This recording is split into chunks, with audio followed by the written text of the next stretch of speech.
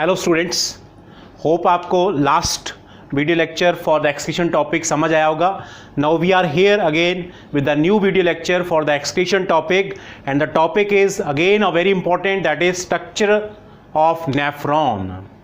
Now student, अगर बात करें किडनी के अंदर है क्या आखिर, kidney is filled with millions of nephrons.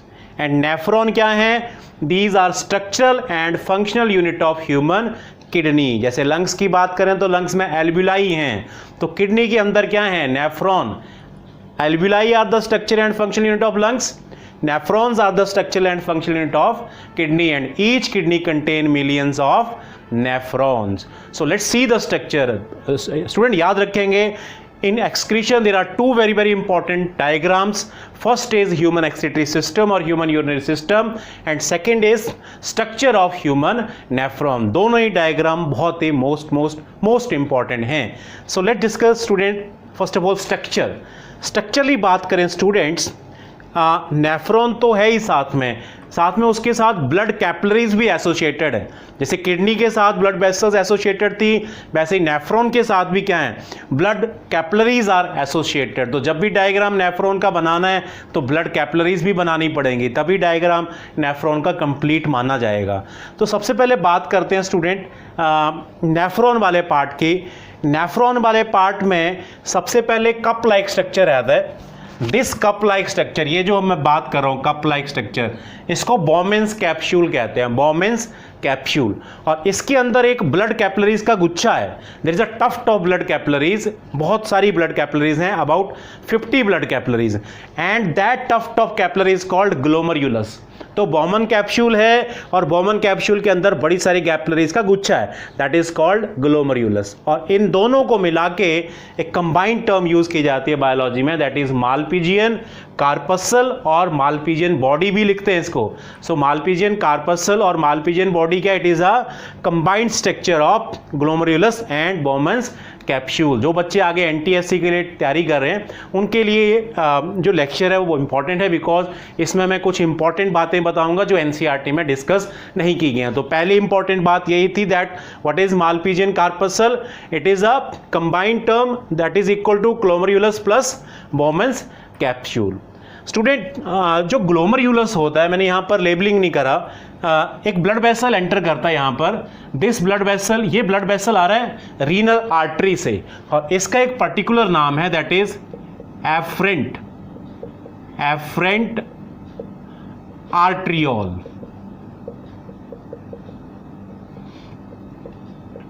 और जैसे ही बॉमन कैप्सूल में एंटर होता है, it divides into very thin blood capillaries that is called glomerulus, and when this glomerulus leave the Bowman capsule, तो एकदम से फिर से एक ब्लड वेसल यहां पर डेवलप हो रही, that is called efferent arteriole. जो ग्लोमेरुलस में एंटर करी वो एफरेंट, जो बाहर निकली वो इफरेंट, और दोनों में एक साइज का भी फर्क है. Diameter of afferent arteriole is more as compare to diameter of efferent arteriole. और फिर इफरेंट आर्ट्रियोल फिर से आगे चल के एक कैपिलरी बनाती है. इस कैपिलरी को एनसीईआरटी ने नाम नहीं दिया, लेकिन इस कैपिलरी को हम कहते हैं पेरीट्यूबुलर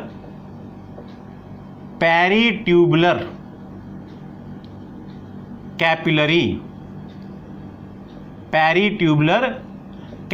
और ये पेरीट्यूबुलर कैपिलरी नीचे जाके आगे बताऊंगा, अभी पहले बात करते हैं और पार्ट्स की.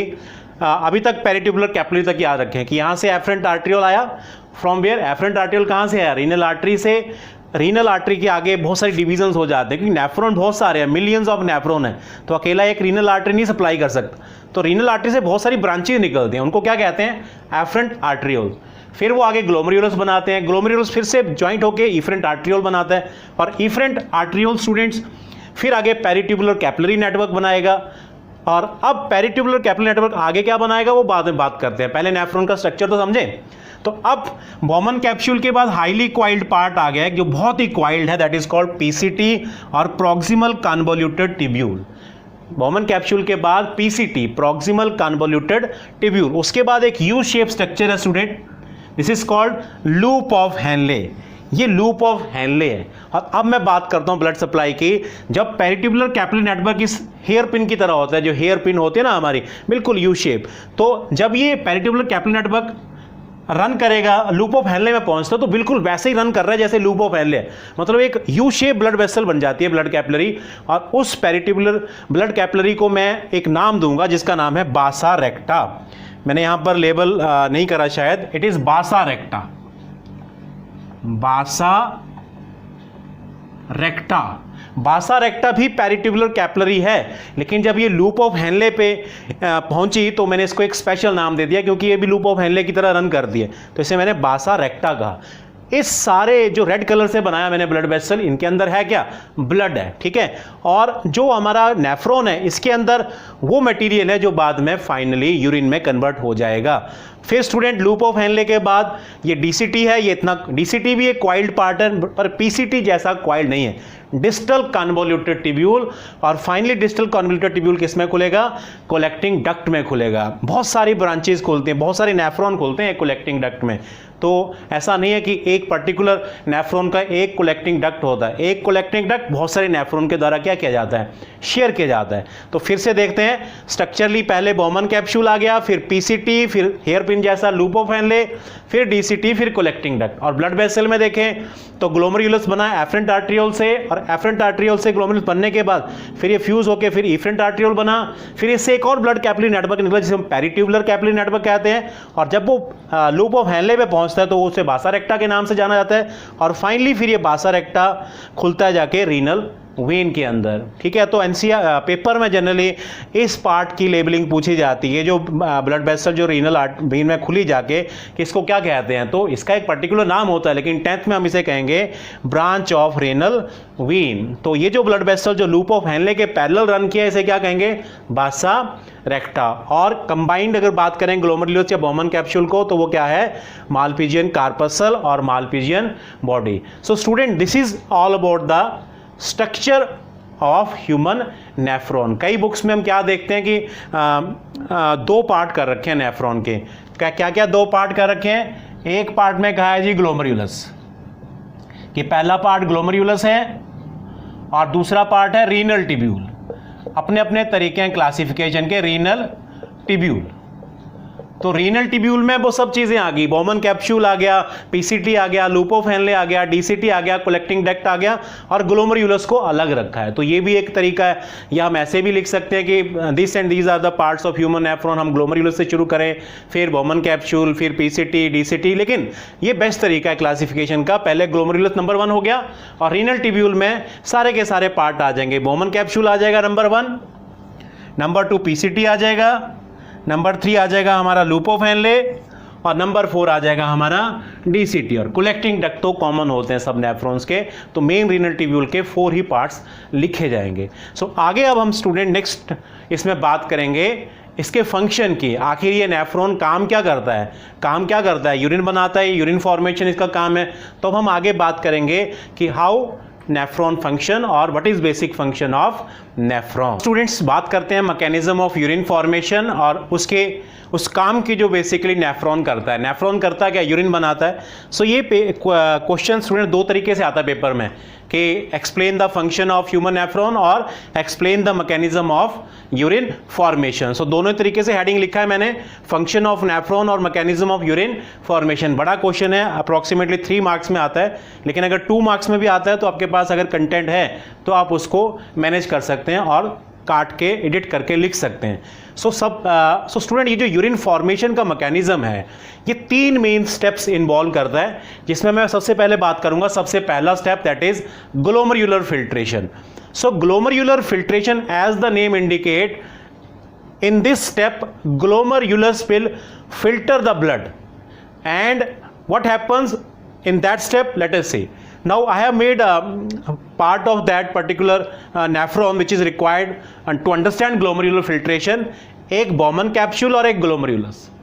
So what happens students when blood enter from the afferent arteriole into glomerulus, तो afferent arteriole से बहुत ही thin होती है glomerulus, तो जैसे ही blood glomerulus में पहुंचता है it is under very very high pressure, बहुत ज़्यादा प्रेशर बढ़ जाता है ब्लड पे, और उससे होता है क्या कि कैपिलरीज के अंदर जो पोर होते हैं उनसे ब्लड के सब ब्लड प्लाज्मा में जो चीज़ें पड़ी हैं वो फाइनली फिल्टर होके डिफ्यूज होके इस पर्टिकुलर ल्यूमन में आ जाती हैं, बोमन कैप्सूल के अंदर आ जाती हैं, उसकी जो कैविटी है ल्यूमन के अंदर आ जाती हैं, और इसके लिए रिस्पॉन्सिबल क्या है, वो प्रेशर जो जनरेट हुआ। तो मैंने क्या लिखा है अब ग्लोमेरुलर फिल्ट्रेशन में, that blood flow inside glomerulus under high pressure and water along with dissolved molecules such as glucose, amino acids, urea, uric acid from blood plasma diffuses into lumen of Bowman's capsule. सो बेटे यहाँ पर एक समझ तो आते कि ठीक है यूरिया आ गया, यूरिक एसिड ज़्यादा तो वो भी आ गया, लेकिन ये बहुत सारी काम की चीज़ें भी आ गई जो हमारी बॉडी को चाहिए, जैसे पानी बहुत सारा आ जाता है, ग्लूकोज बहुत सारा चाहिए बॉडी को, वो भी आया यहाँ पर, अमीनो एसिड्स आ गए हैं जो प्रोटीन बनाते हैं। तो बोलने का मतलब कि जब ग्लोमेरुलर फिल्ट्रेशन हो रहा है तो वही चीज़ें नहीं आ रही जो यूरिन के थ्रू बाहर जानी चाहिए कि वेस्ट बाहर आ रहे हैं, बहुत सारी काम की चीज़ें, बहुत सारा पानी बाहर आ जा रहा है, ग्लोमेरुलर फिल्ट्रेशन है। मतलब यहाँ पर उन चीज़ों पे चेक नहीं है, बहुत सारी काम की चीज़ें वापस आई हैं, ये काम की चीज़ें ब्लड से आई हैं, ये दोबारा ब्लड में वापस जाएंगी अगले स्टेप्स में। तो ग्लोमेरुलर फिल्ट्रेशन में तो सिर्फ क्या हुआ कि ब्लड प्लाज्मा में से जो जो चीज़ें कैपिलरी पोर से आ सकती थी उस प्रेशर के कारण, that all get collected in lumen of Bowman capsule. So what ever the substance that get collected in the lumen of Bowman capsule, it is called glomerular filtrate, क्योंकि इसको किसने फिल्टर किया, ग्लोमेरुलस ने। तो इस filtrate को क्या कहेंगे, ग्लोमेरुलर फिल्ट्रेट और अल्ट्रा फिल्ट्रेट। अगर आप थोड़ा सा अपने नॉलेज के लिए नोट करना चाहते हैं तो ये जो ग्लोमेरुलर फिल्ट्रेट बनने की जो स्पीड होती है दैट इज अप्रोक्सीमेटली 125 ml पर मिनट, मतलब 1 मिनट में 125 ml फिल्ट्रेट जो होता है वो ल्यूमन में आता है बॉमन कैप्सूल के, और यही वो फिल्ट्रेट होता है जिससे फाइनली यूरिन भी बनना है। तो यूरिन तो हमारा टोटल जो बनता है पूरे दिन में उसकी जो ओवरऑल प्रोडक्शन है दैट इज अप्रॉक्सीमेटली 1.8 लीटर, लेकिन जब तुम इसके हिसाब से कैलकुलेट करोगे कि पूरे दिन में ग्लोमेरुलर फिल्ट्रेट कितना बना तो वो तुम्हारे पास 180 लीटर आएगा। तो कहाँ 180 लीटर, कहाँ 1.8 लीटर, तो ये जो रिडक्शन आएगा ये इतना ज़्यादा वॉल्यूम क्यों है, अभी जो ये वही है जिससे फाइनली यूरिन बनना है, लेकिन इसका वॉल्यूम इतना क्यों है ज़्यादा, क्योंकि इसमें बहुत सारा पानी है। तो वो सारा पानी जो जरूरत चाहिए बॉडी को वापस बुलाएगी, बॉडी वापस ब्लड में जाएगा अगले स्टेप्स में, और ले दे के फिर हमारे पास 99% रिडक्शन के साथ कितना यूरिन प्रोड्यूस होगा, दैट इज अप्रॉक्सीमेटली 1.8 लीटर। तो वो जो अगले स्टेप्स है बहुत इंपॉर्टेंट है, अगर वो स्टेप ना हो तो क्या होगा, there is a lot of water wastage from the body. So glomerular filtration से ये ठीक है कि फाइनल यूरिन बनता है, लेकिन आगे बहुत सारी प्रोसेसिंग होगी, then that final urine will be formed. So अब आगे बात करते हैं नेक्स्ट इवेंट्स की। करते हैं अगला स्टेप, सेकंड स्टेप है selective reabsorption, and it is very very important step.